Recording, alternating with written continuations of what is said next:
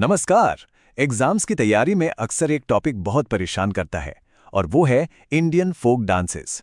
तो आज हम इसी मुश्किल टॉपिक को एकदम आसान और मजेदार बनाने वाले हैं। शायद आप भी सोचते होंगे, अरे इतने सारे लोक नृत्य, इतने सारे राज्य, इतनी सारी जनजातियां, आखिर कैसे याद रखें? देखिए, ये प्रॉब्लम लगभग हर किसी के साथ है। तो चलिए इस मुश्किल को थोड़ा आसान बनाते हैं। हम इसे रटने के बजाय रीजन बाय रीजन समझेंगे। मतलब एक तरह से पूरे भारत के डांस टूर पर चलेंगे।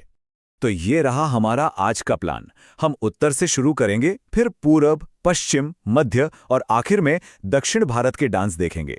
तो चलिए शुरू करते हैं। ठीक है, तो सबसे पहले चलते हैं उत्तर भारत में।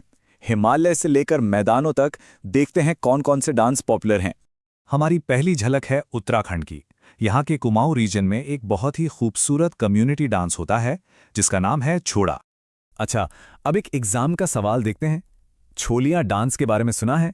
ये किस स्टेट से जुड़ा है और शादियों में मार्शल आर्ट स्टाइल में क्यों किया जाता है?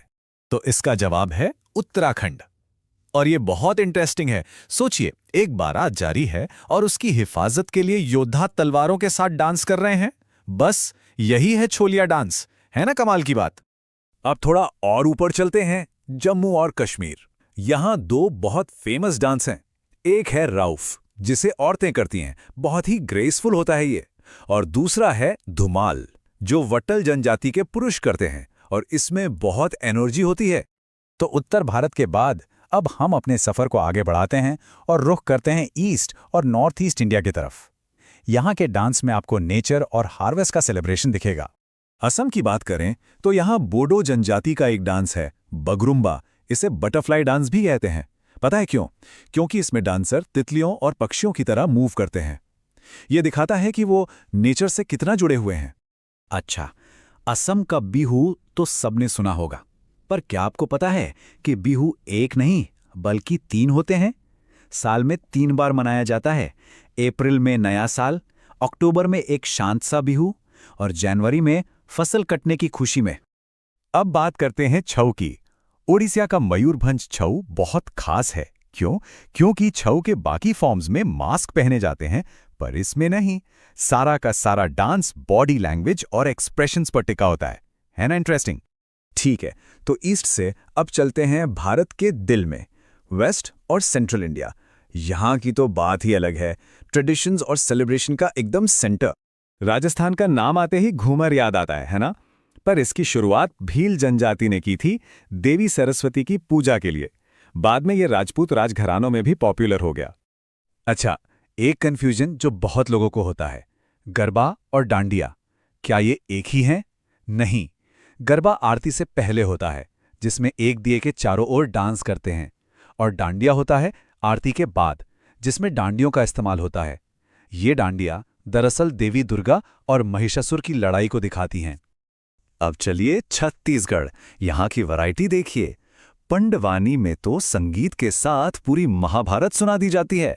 फिर है बाइसन हॉर्न मारिया, जिसमें डांसर जंगली भैंसे की तरह पावरफुल मूव्स करते हैं, और सुआ को तो तोता डांस भी कहते हैं।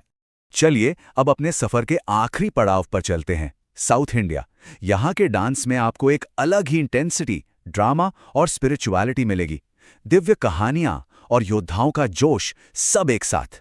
केरल का थेय्यम सिर्फ एक डांस नहीं है, ये एक अनुभव है। इसे देवताओं का डांस कहते हैं। इसमें कलाकार इतना भारी भर का मेकअप और कॉस्ट्यूम पहनते हैं कि ऐसा माना जाता है कि उन पर साक्षात देवता आ जाते हैं। अब ये देखिए, तेलंगाना का पेरिनी शिवतांडवम, इसे योद्धाओं का डांस कहा जाता है। पता है क्यों? क्योंकि पुराने जमाने में काकतीय वंश के सैनिक युद्ध पर जाने से पहले भगवान शिव को जगाने के लिए ये जोरदार डांस करते थे, ताकि उनमें जोश भर जाए। डांडियों वाले डांस सिर्फ गुजरात में ही नहीं होते, साउथ में भी हैं, जैसे कोलट्टम। ये बिल्कुल डांडिया जैसा ही है। और गुजरात में ही एक और अनोखा डांस है टिप्पणी, जिसमें औरतें डंडों से जमीन को कूटती हैं ताकि घर की नींव मजबूत हो। और आखिर में कर्नाटक का यक्षगान। ये एक तरह का पूरा थिएटर है, जिसमें डांस, म्यूजिक, डायलॉग और शानदार कॉस्ट्यूम्स सब कुछ होता है। इसके जरिए पुरानी कथाएं सुनाई जाती हैं। तो ये थी हमारी भारत की डांस यात्रा। अब हमने अलग अलग डांस तो देख लिए, पर चलिए एक कदम पीछे हटकर देखते हैं कि इन सब में कॉमन क्या है, मतलब बड़ी पिक्चर क्या है। तो हमने क्या देखा, ये डांस सिर्फ डांस नहीं है, ये फसल कटने की, शादी की या फिर जीत की खुशी का जश्न है।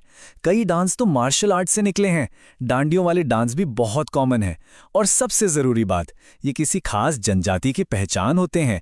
ये सिर्फ एग्जाम के फैक्ट्स नहीं, बल्कि हमारी जीती जागती संस्कृति हैं। This was just study. Like, subscribe और अगली वीडियो में मिलते हैं। तब तक के लिए हंसते रहो, मुस्कुराते रहो। Thank you so much.